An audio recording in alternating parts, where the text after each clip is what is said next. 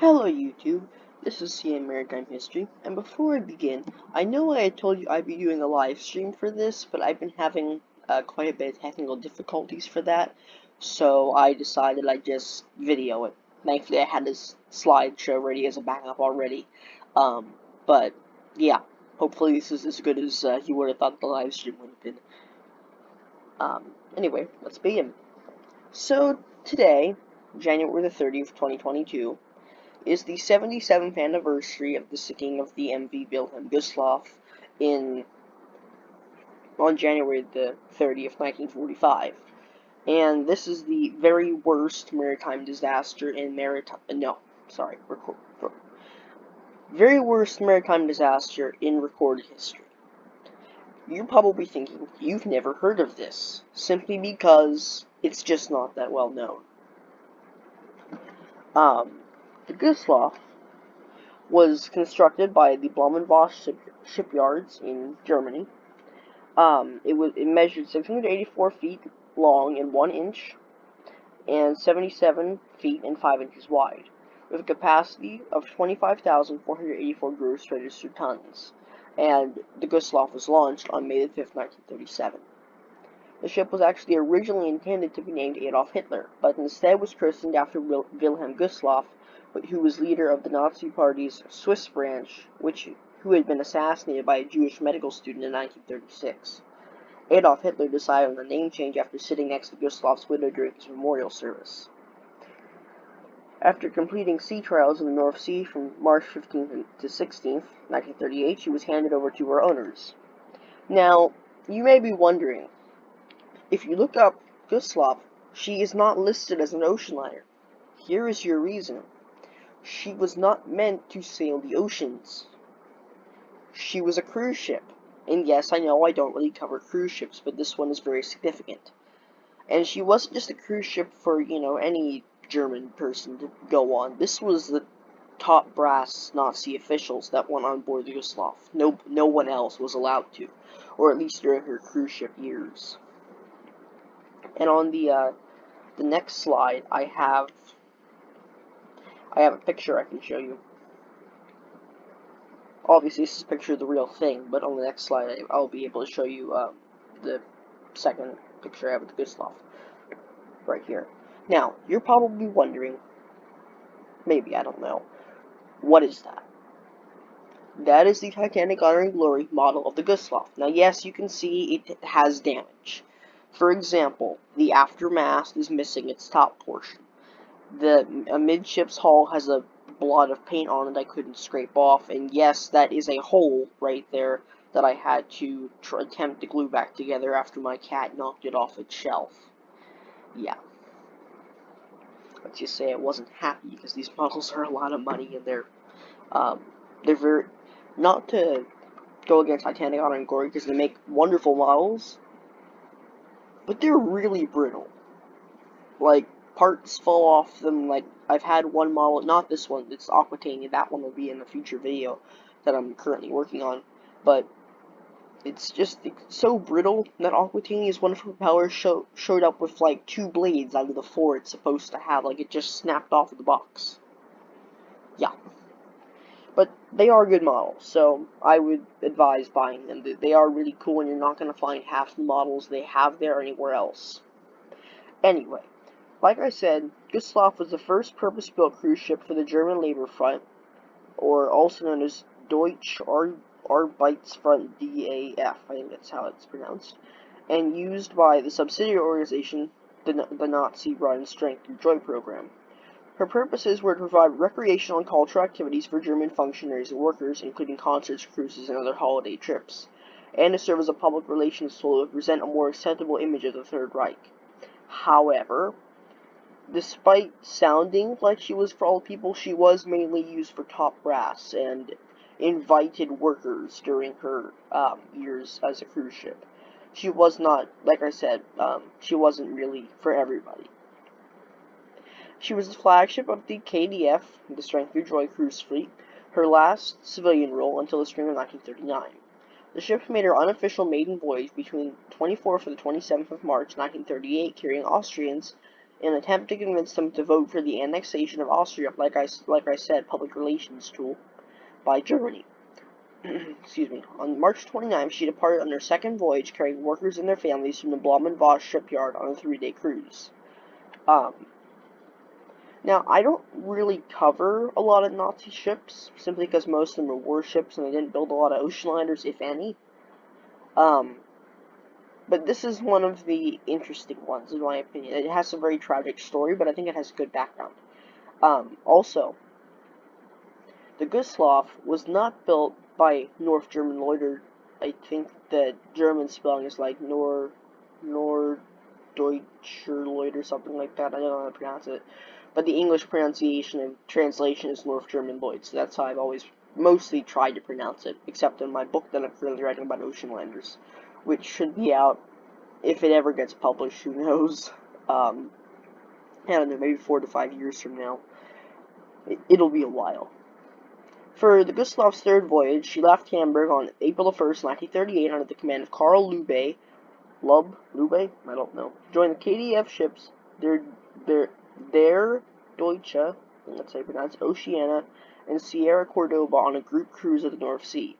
A storm developed on April 3rd with winds up to 100 kilometers per hour, which is 62 miles per hour for people that live in the United States and other various countries that don't use the metric system, that forced the 4 ships apart.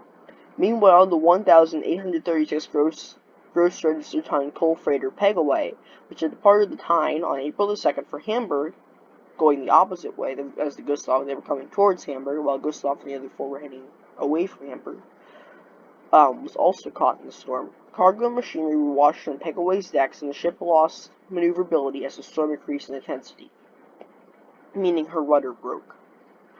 By April 4th, it was taking on water and slowly sinking.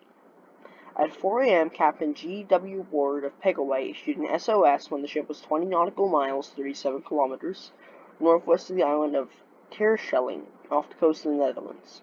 The closest of the ships that answered the distress call was Wilhelm Gustloff, which reached Pegaway at 6 a.m. She launched her lifeboat No. 1 with a crew of 12 under the command of Second Officer Meyer. The oar-powered lifeboat was unable to come aside Pegaway in the heavy seas and looked in danger of needing rescuing itself. Lifeboat No. 6 with a crew of 10 under the command of Second Officer Schormann was then lowered. As it had a motor, it was better able to handle the waves. After first assisting their shipmates in Lifeboat No. 1 to head back towards the Gustloff, Sherman was able to reach Pegaway. One by one, the 19 men on Pegaway jumped into the sea and were hauled onto Lifeboat No. 6, with both them and the crew of the lifeboat back at Wilhelm Gustloff by 7:45 a.m. By now, a Dutch tugboat had arrived but was unable to save Pegaway, which soon rolled over on her port side and sank. Lifeboat No. 1 had been so badly damaged by the waves that after its crew had climbed via ladders to the safety of their ship, it was set adrift, to later be washed up on the shores of Terschelling Island, which is near where they were, on May 2nd. On April 8, 1938, Wilhelm Gustloff, under the command of Captain Lovey, departed Hamburg for England, where she anchored over 3 nautical miles offshore from Tilbury so as to remain in international waters. This allowed her to act as a floating polling station for German and Austrian citizens living in England who wished to vote on the approaching plebiscite on Germany's unification of Austria. Okay, so they moved the Gustloff to England, but offshore, so they could use her as a voting station. I mean, to be honest, I thought the Nazis were crazy, but I didn't think they were that dumb.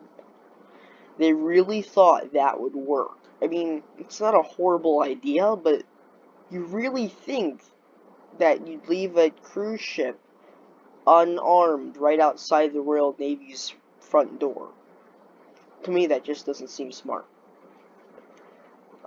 During the 10th of April, 1,172 Germans and 806 Austrian eligible voters were ferried between the docks of Tilbury to the ship, where 1,968 votes were cast in favor of the Union and 10 voted against.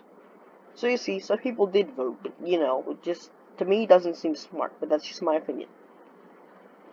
Once the voting was complete, Wilhelm Gustloff departed, reaching Hamburg on April 12th.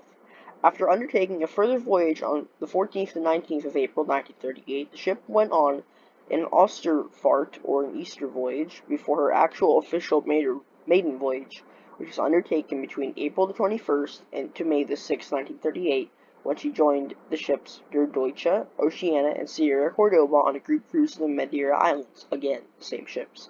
On the second day of her voyage, the 58-year-old Captain Lovey died on the bridge from a heart attack. He was replaced by Friedrich Petersen, who commanded Wilhelm Gustloff for the remainder of the cruise. Petersen left the ship until he returned as captain on her fatal voyage when she sank in 1945. Between May the 20th and June the 2nd, 1939, Wilhelm Gustloff was diverted from her pleasure cruises. With 7 other ships in the KDF fleet, she transported the Condor Legion back from Spain following the victory of the Nationalist forces under General Francisco Franco in the Spanish Civil War. From March the 14th, 1938 until August the 26th, 1939, the ship took over 80,000 passengers on a total of 60 voyages all around Europe.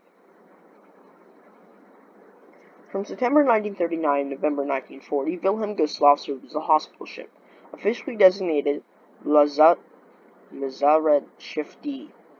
Beginning on November the 20th, 1940, medical equipment was removed from the ship, and she was repainted from the hospital ship colors of white with a green stripe to standard naval gray. Now, I have her painted white as when she was a cruise ship, so mine does not apply for when she's a hospital ship. I just painted mine white to be like her cruise ship form.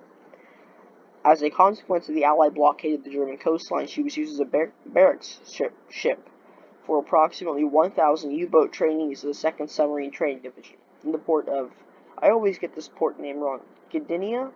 I don't know, which had been occupied by Germany and renamed Gotenhofen, located near Danzig. Wilhelm Gustloff sat and docked there for over 4 years. In the year 1942, which I cover this in my Cap Arcona video, the SS Cap Arcona was used as a stand-in for RMS Titanic and the German film version of the disaster. Filmed in Gotenhofen, where the Gustloff was stationed, the 2nd Submarine Training Division acted as extras in the movie. Eventually, she was put back into service. The Gustloff, not the Cap Arcona. Cap Arcona had a sad ending, but that's in a whole other video. She was put back into service to transport civilians and military personnel as part of Operation Hannibal. Now, this scene is from the Die Gustloff movie. This is not copyrighted. I found it online. But this is the Gustloff. As you can see, she's not a tiny ship, but she's not a huge ship by any standards by the 40s. And you can see the throng of people that want to get on board her to save themselves from the invading Russian Red Army that is coming right for them if they don't get on these ships. And Operation Hannibal was the naval evacuation of German troops and civilians from Poland and the Baltic states as the Red Army advanced. This picture is from the movie is taken at the start of Wilhelm Gustloff's final voyage. And the final voyage was to evacuate German refugees, military personnel, and technicians from Courland, East Prussia, and Danzig, West Prussia. Many had worked at advanced weapon bases in the Baltic from Gotenhofen to Kiel. The ship's complement and passenger list cited 6,050 on board, but these did not include many civilians who boarded the ship without being recorded in the official embarkation records. Do you want to know how many people were estimated to have been on board the Gustloff that weren't registered?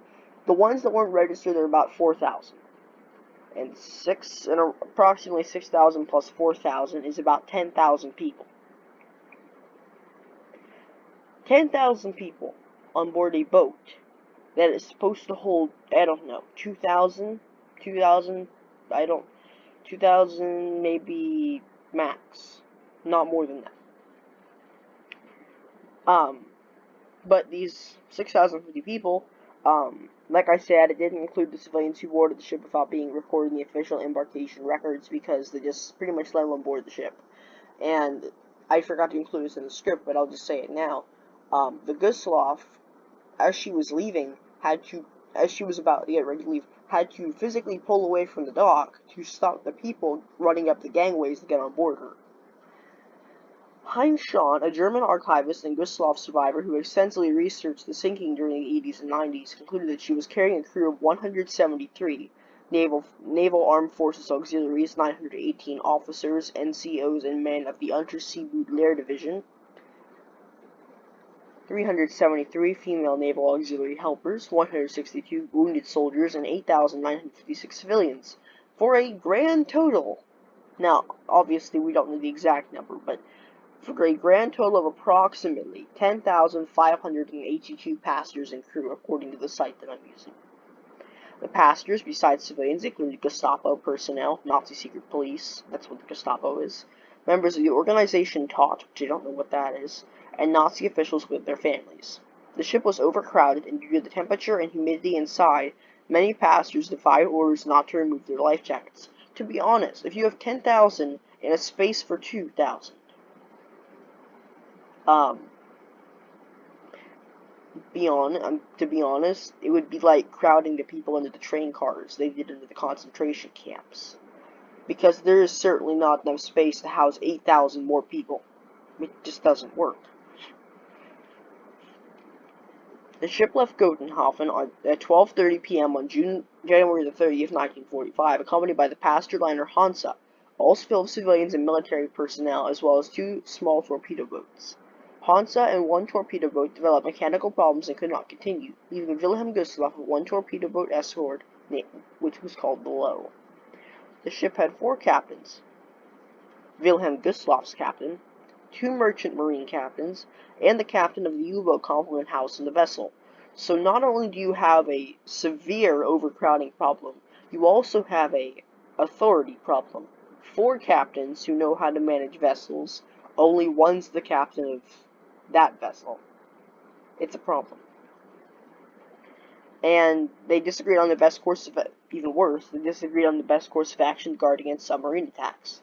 Against the advice of the military commander, Lieutenant Commander Wilhelm Zahn, a submariner who argued for a course in shallow waters close to shore and without lights, Wilhelm Gustloff's Captain Friedrich Petersen, the one who took over from Captain Ludd, who had a heart attack, decided to head for deep water, which was known to have been cleared of mines. When he was informed by a mysterious message of an oncoming German minesweeper convoy, Petersen decided to activate his ship's red and green navigation lights, which would be here on the bridge wing and here on the other bridge wing,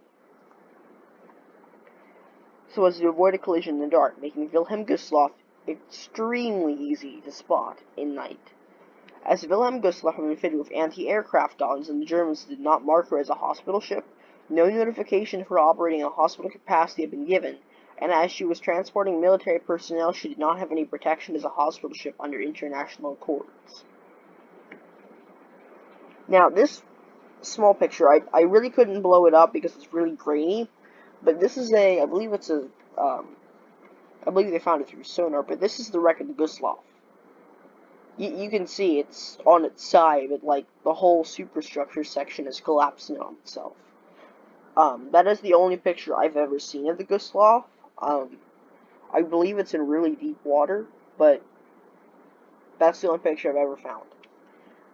Anyway, Wilhelm Gustloff was soon sighted by the Soviet submarine S-13, under the command of Captain Alexander Marinesko. The submarine sensor on board the escorting torpedo boat had frozen, rendering it inoperable, as had her anti-aircraft guns, leaving the vessels defenseless. So the escorting torpedo boat did not have a submarine sensor, pretty much saying it can't find a submarine. And the Gustloff's anti-aircraft guns are frozen, so it can't do anything either, which makes them sitting ducks, pretty much, because the submarine could pretty much move faster than they could with all the people on board. Marinesko followed the ships to their starboard side for 2 hours before making a daring move to surface his submarine and steer it around Wilhelm Gustloff's stern to attack it from the port side closer to shore, from which the attack would be less expected. At around 9 p.m., Marinesko ordered his crew to launch 4 torpedoes at Wilhelm Gustloff's port side, about 16 nautical miles offshore, or 19 regular miles, between Grobendorf and Liebe. The first was nicknamed For the Motherland, the second for Leningrad, the third for the Soviet people, and the fourth, which got jammed in the torpedo tubes and had to be dismantled, for Stalin, so they all had their nicknames. The 3 torpedoes which were fired successfully all struck Wilhelm Gustloff on her port side. Now, the reason I wanted to do a live stream is because I could show you where they hit the Gustloff, and then show you the sinking, which I can't really do in a video because my computer doesn't have a camera.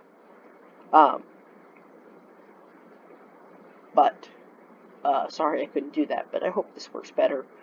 The first torpedo struck the ship's bow, causing all watertight doors to seal off the area, because I believe they were automatic, which contained quarters where off-duty crew members were sleeping. So now you've locked off-duty crew members in a flooding area, which is horrific, but I wouldn't see the Nazis not doing it. The second torpedo hit the accommodations for the Women's Naval Auxiliary located in the ship's drained swimming pool, dislodging the pool tiles at high velocity, which caused heavy casualties. If you've ever watched the movie Ghost Ship, you know what I mean. Stuff flies everywhere, like the ballroom scene. For those of you that watched the movie, you know exactly what I'm talking about. Or Poseidon, the kitchen scene of all the knives and stuff, like that. Yeah, that would be horrific to even watch. And I've never watched the whole Gustloff movie, so I don't even know if they show that or not. Only 3 of the 373 quartered in the swimming pool survived. The third torpedo was a direct hit on the engine room located amidships, disabling all communications power, so all your SOSs are down. Not only that, it knocked out power. So now you have a flooding ship, a very, very much flooding ship.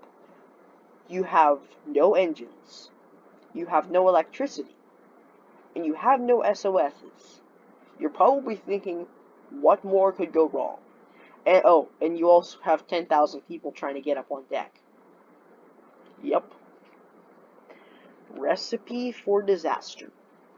Reportedly, only 9 lifeboats are able to be lowered. The rest had actually frozen in their davits and had to be, broken free. About 20 minutes after the torpedo impact, Wilhelm Gustloff listed so dramatically to port that the lifeboats lowered on the high starboard side crashed from the ship's tilting side, destroying many lifeboats and spoiling their occupants. Because you gotta remember, the lifeboats are wood and the Gustloff is metal. They don't really mix well. The water temperature in the Baltic Sea at that time of year is usually around 39 degrees Fahrenheit. However, this was a particularly cold night with an air temperature of 0 to 14 degrees Fahrenheit, or negative 18 to negative 10 degrees Celsius, and ice floes covered the surface. Many deaths were caused either directly by the torpedoes or by drowning in the onrushing water. Others were crushed in the initial stampede caused by panicked passengers on the stairs and decks. Many others jumped in the icy Baltic. The majority of those who perished succumbed to exposure in the icy water. Less than 40 minutes after being struck, Wilhelm Gustloff was on her port side, completely rolled over.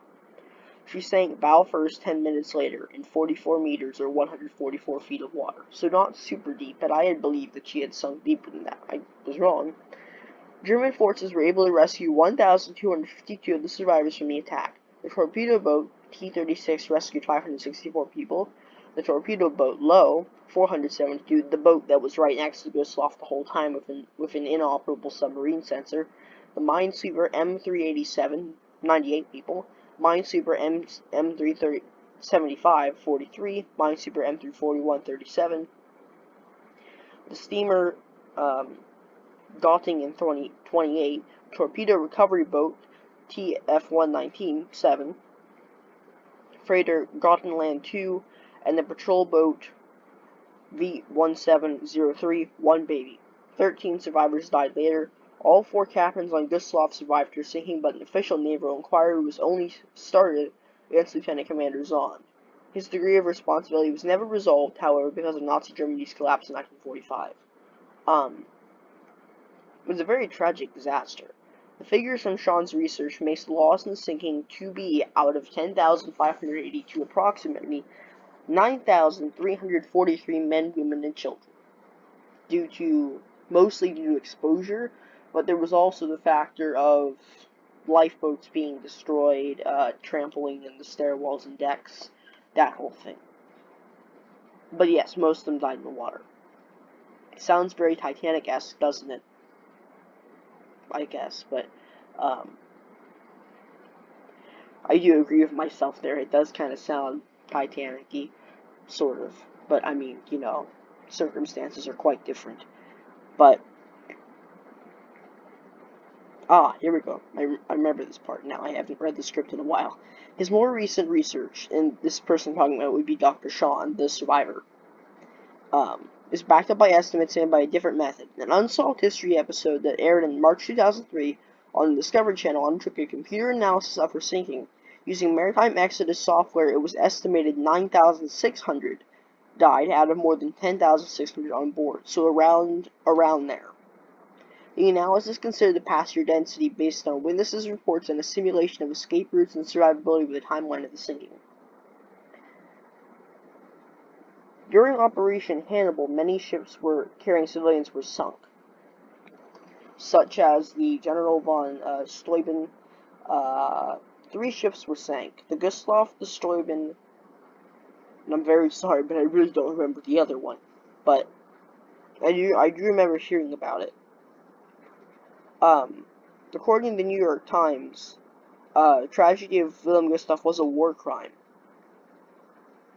Actually, wait, no, sorry, I read that wrong. Gunter Grass said in an interview by the New York Times, he was told that it was a war crime, and then he says it wasn't. It was terrible, but it was a result of war. A terrible result of war. That's what he puts it as.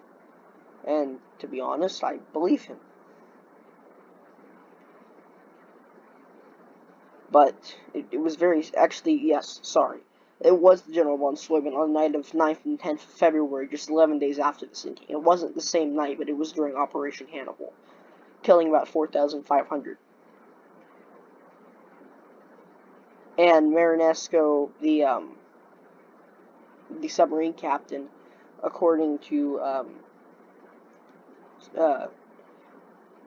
Mikhail Gorbachev in 1990, was posthumously named a hero for killing 9,000 people. You know, yeah.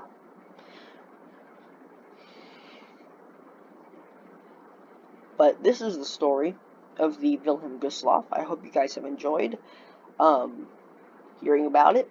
And most likely my next video will be probably a space history video, but maybe an ocean liner one. I'm not super sure, because I've done 2 ocean liner videos in a row, and I kind of wanted to alternate a little bit between both parts of the channel, so I don't know. I will do something for sure. It might be out next weekend. I really only do my YouTube work on the weekends now, but school work's out a little bit more intense, so I just do it on the weekends. But hopefully you guys have enjoyed the video. Don't forget to like and subscribe. Leave a few comments if you want to have some video ideas.